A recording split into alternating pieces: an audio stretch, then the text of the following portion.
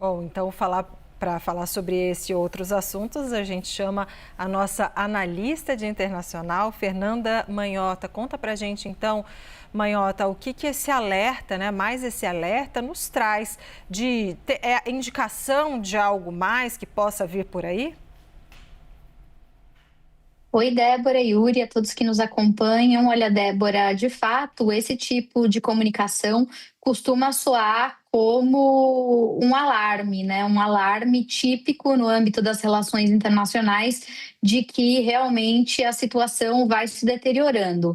É claro que a justificativa que acompanhou esse alerta veio caracterizando a Venezuela como um ambiente hostil à presença de americanos por razões que não necessariamente passam por uma invasão, um ataque direto, né? Então, o texto de justificativa vai falar sobre a situação de infraestrutura econômica e social precária, como você bem disse, e também vai destacar o fato de que, em um momento de elevação das animosidades, americanos, cidadãos em geral, né, dos Estados Unidos, passam a ser vistos como alvo no contexto de uma disputa intensa e cada vez mais crescente. Então, o texto em si não sugere nenhuma novidade em relação às ações que nós já temos acompanhado. Agora, o alerta, né, o fato de os Estados Unidos estarem colocando essa prioridade como uma preocupação e chamando de volta os seus nacionais, de fato corresponde ao que usualmente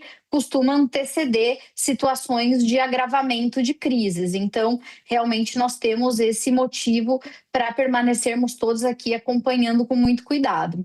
Esse episódio que vocês destacaram agora, que acontece no Congresso dos Estados Unidos, ele também dá sinais de que os bastidores em Washington assimilam a possibilidade concreta de um avanço dessa crise numa direção ainda mais incisiva. É bom lembrar, Yuri e Débora, a gente sempre faz essas ressalvas por aqui, que nos Estados Unidos a Constituição deixa claro que quem pode declarar guerra contra outro país e, portanto, iniciar incursões militares, né, por céu, por mar e inclusive por terra, são os congressistas, né? Cabe ao poder legislativo. O presidente, nesse caso o presidente Trump, como chefe do executivo, não pode, perante a Constituição, fazer isso de maneira unilateral.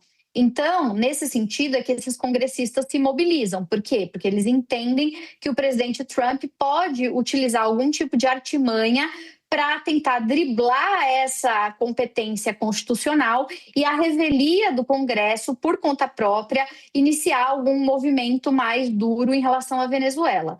Não seria, Yuri e Débora, a primeira vez que isso aconteceria, nem com o presidente Trump e muito menos na história, né? Quer dizer, os presidentes, ao longo dos últimos anos, têm feito uso de uma série de mecanismos que dão a eles uma espécie de atalho para que eles nem precisem depender do Congresso. Basicamente, quando o presidente Trump, né, decidiu classificar uma série de cartéis como narcoterroristas, o que ele fez foi modificar o enquadramento jurídico de uma aplicação de lei que foi feita, né, de uma lei que foi criada no contexto pós-11 de setembro, na época para ser utilizada no Afeganistão e no Iraque, e que desde o seu estabelecimento como um mecanismo especial de combate ao terror, nunca deixou de estar em vigor.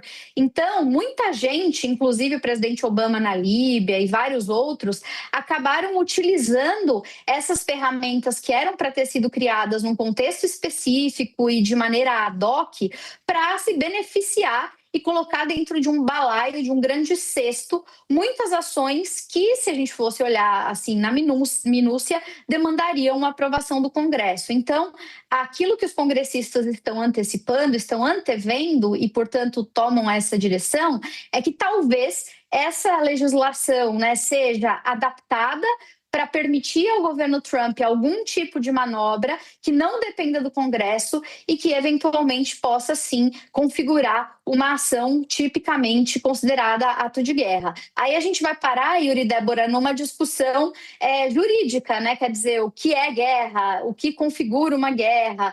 e aí isso vai certamente parar não só no campo político, mas também nas cortes americanas. Afinal de contas, caso se constitua uma interpretação de que o presidente Trump, assim como qualquer presidente, infringiu um poder constitucional, caberia punição grave, inclusive impeachment, né? Contra o presidente Obama na Líbia, inclusive houve um pedido de impeachment que não avançou, mas que foi feito alegando que ele, quando promoveu zona de exclusão aérea na época, teria, via OTAN, abusado do seu poder executivo e avançado sobre uma competência do Congresso.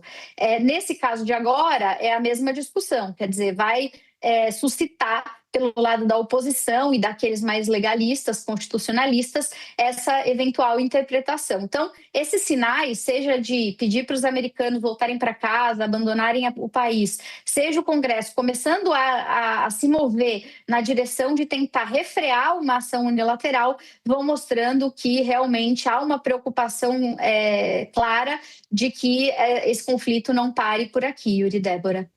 Fernanda Manhota nos trazendo análise e contexto desta situação envolvendo Estados Unidos e Venezuela e como isso repercute dentro dos Estados Unidos também. Muito obrigado, Manhota. Até amanhã.